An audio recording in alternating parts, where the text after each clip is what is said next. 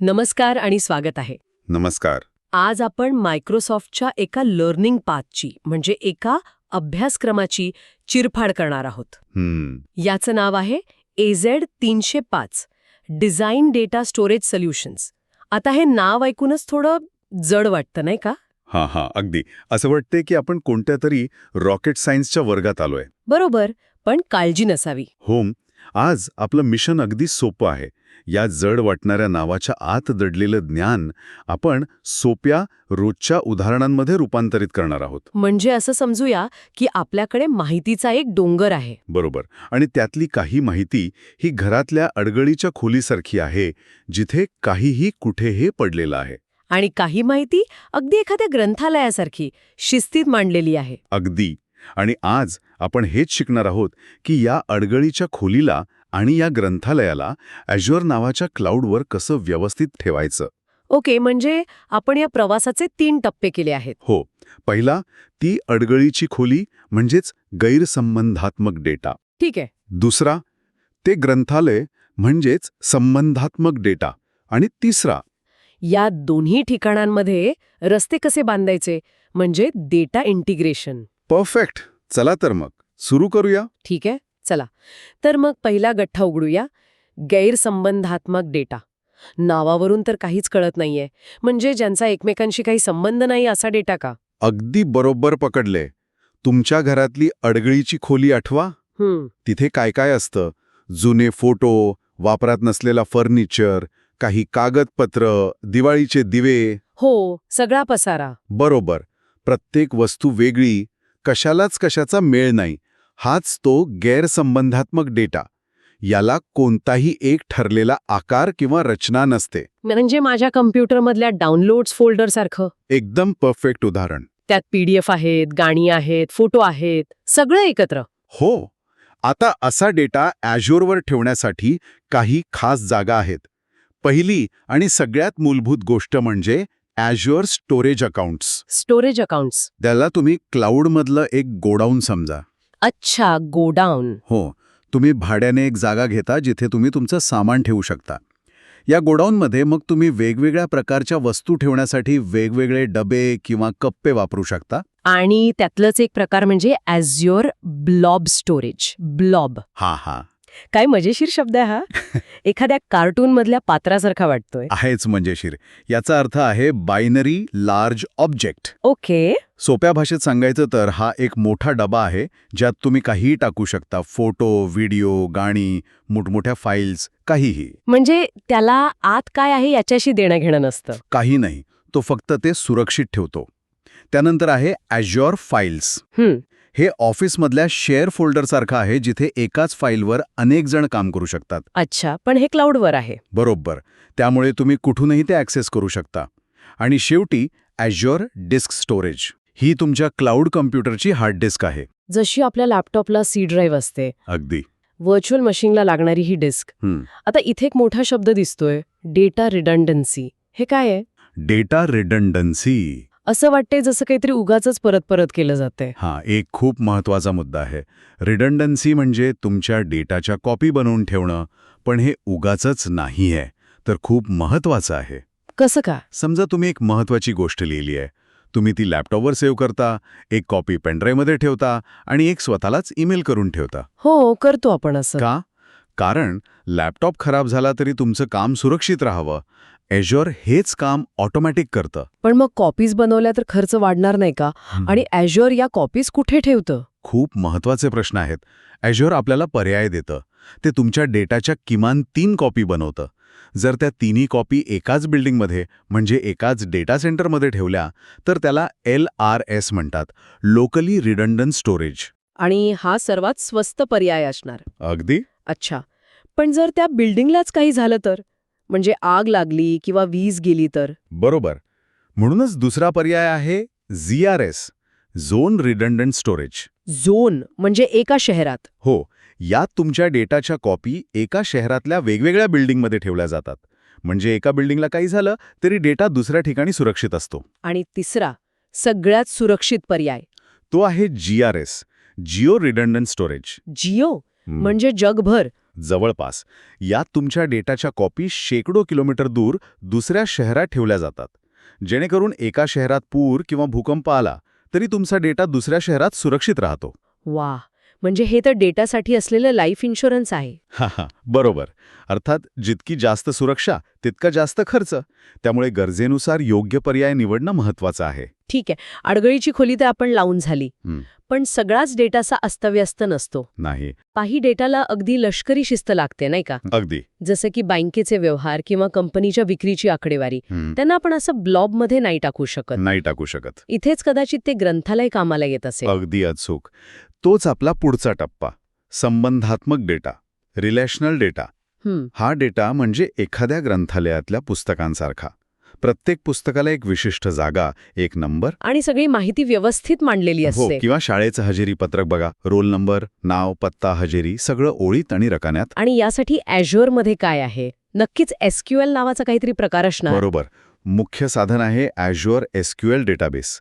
यात Azure आपल्याला 2 मुख्य पर्याय देतं. ओके. पहिला आहे Azure SQL डेटाबेस. हे म्हणजे पूर्ण तयार फ्लॅट. तयार फ्लॅट. हो, तुम्हाला फक्त राहायला जायचंय, बाकी मेंटेनन्स, सुरक्षा, पाणी, वीज सगळं बिल्डर बघतो. म्हणजे मायक्रोसॉफ्ट सगळं सांभाळतं. हे तर सोपं वाटतंय. मग दुसरा पर्याय का हवा? कोणी मुद्दामून स्वतःच्या डोक्याला ताप का करून घेईल? चांगला मुद्दा आहे. दुसरा पर्याय आहे SQL server on Azure virtual machines. म्हणजे व्हर्च्युअल मशीनवर SQL सर्व्हर. हो, हे म्हणजे तुम्ही स्वतःचं घर बांधता. पाया खोदण्यापासून ते रंग देण्यापर्यंत पूर्ण कंट्रोल तुमचा. पण नळ खराब झाला तर? तर तो तुम्हालाच दुरुस्त करावा लागतो. आता प्रश्न असा आहे की कोणी हे का निवडेल? हो, तेच. कल्पना करा, एखाद्या मोठ्या बँकेची जुनी सिस्टम आहे, ज्यांना विशिष्ट प्रकारचं सुरक्षा सॉफ्टवेअर इन्स्टॉल करायचं आहे. अच्छा. जे फक्त ऑपरेटिंग सिस्टमवर पूर्ण कंट्रोल असल्यावरच चालतं.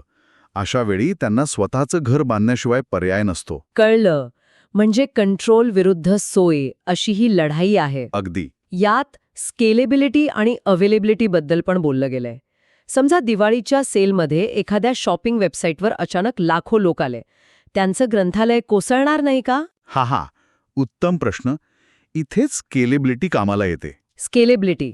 स्केलेबिलिटी म्हणजे गरज पडेल तशी जागा आणि शक्ती वाढवणं. Azureमध्ये तुम्ही एका क्लिकवर तुमच्या डेटाबेसची क्षमता वाढवू शकता. म्हणजे ग्रंथालयात आपोआप नवीन मजले तयार होण्यासारखं आहे. अगदी. आणि अवेलेबिलिटी म्हणजे ग्रंथालय 24 तास सुरू ठेवणं. जरी एखाद्या भागात दुरुस्तीचं काम सुरू असलं तरी दुसऱ्या भागातून पुस्तकं घेता यायला हवीत. अच्छा, म्हणजे एक बंद झालं तरी दुसरं चालू राहतं. हो, Azure तुमच्या डेटाबेसच्या कॉपी तयार ठेवतं. यात Azure कॉस्मोस DB नावाचा एक प्रकार दिसतोय. हे नाव ऐकून तर काहीतरी अफाट असल्यासारखं वाटतंय. हो. जणू काही ब्रह्मांडाची शक्ती असलेला डेटाबेस. आणि ते तसंच काहीसं आहे. कॉस्मोस DB हे एक जादुई ग्रंथालय आहे. जादुई? हो, ते गरजेनुसार आपलं रूप बदलू शकतं. ते शिस्तीतल्या पुस्तकांनाही म्हणजे रिलेशनल डेटालाही सांभाळू शकतं. आणि अडगळीच्या खोलीतल्या सामानालाही. बरोबर. आणि हे जगभरात कुठेही प्रचंड वेगाने काम करतं. थांबा. हे तर खूपच भारी आहे. एक डेटाबेस जो दोन्ही प्रकारचा डेटा सांभाळतो आणि जगभर वेगवान आहे. हो. मग बाकीचे डेटाबेस कोणी का वापरेल? यात नक्कीच काहीतरी गोम असणार. अगदी बरोबर ठिकाणी बोट ठेवलंत. हे खूप महाग किंवा क्लिष्ट वगैरे आहे का? अगदी. कोणतीही गोष्ट सर्वोत्तम नसते, ती योग्य असते. कॉस्मोस DB खूप शक्तिशाली आहे, पण ते महाग आहे. अच्छा. जर तुमचं काम एका साध्या SQL डेटाबेसने होत असेल तर कॉस्मोस DB वापरणं म्हणजे भाजी आणायला स्पोर्ट्स कार घेऊन जाण्यासारखं आहे. एकदम. गरज आणि खर्च यांचा ताळमेळ साधणं हेच आर्किटेक्टचं खरं काम आहे. ठीक आहे, म्हणजे आपल्याकडे आता एक अडगळीची खोली आहे आणि एक शिस्तीतलं ग्रंथालय. पण आता अडगळीच्या खोलीतून काही सामान ग्रंथालयात न्यायचं असेल तर त्यासाठी रस्ता बांधावा लागेल ना? हेच डेटा इंटिग्रेशन आहे का? एकदम परफेक्ट. डेटा इंटिग्रेशन म्हणजे डेटाला एका ठिकाणाहून उचलून दुसऱ्या ठिकाणी नेण्यासाठी रस्ते, पाईपलाईन आणि कुरिअर सर्व्हिस तयार करणं. आणि या प्रवासासाठी Azureमध्ये काय साधनं आहेत? यासाठी सगळ्यात मोठं आणि महत्त्वाचं साधन आहे Azure data factory. Data factory? हो, ही तुमची मुख्य डेटा फॅक्टरी आहे. इथे तुम्ही कन्व्हेअर बेल्ट सारखी सिस्टीम तयार करता. याला पाईपलाईन म्हणतात. पाईपलाईन? ही पाईपलाईन एका ठिकाणाहून, समजा सोशल मीडियावरून डेटा उचलते, त्याला स्वच्छ करते आणि दुसऱ्या ठिकाणी पोचवते. म्हणजे हे डेटासाठी असलेलं एक ऑटोमॅटिक डिलिव्हरी नेटवर्क आहे. बरोबर. आणि मग येतं ॲझ्युअर डेटा लेक. जर ब्लॉब स्टोरेज एक मोठा डबा असेल तर डेटा लेक म्हणजे तळं. हो, हे एक अख्खं तळं आहे. तळं? तुम्ही यात कोणत्याही प्रकारचा डेटा जसा आहे तसा आणून टाकू शकता. तो कसाही असो, शिस्तीत किंवा विस्कळीत. प्रचंड माहिती साठवण्यासाठी याचा वापर होतो. आणि मग डेटा ब्रेक्स आणि सिनॅप्स ॲनालिटिक्स सारखी अवजड नावं दिसतायत. मला वाटतंय ही या ऑपरेशनची हुशार डोकी आहेत. एकदा का आपण तळ्यात सगळा डेटा गोळा केला की त्यातला खजिना शोधायला गुप्तहेर लागतीलच ना? बरोबर.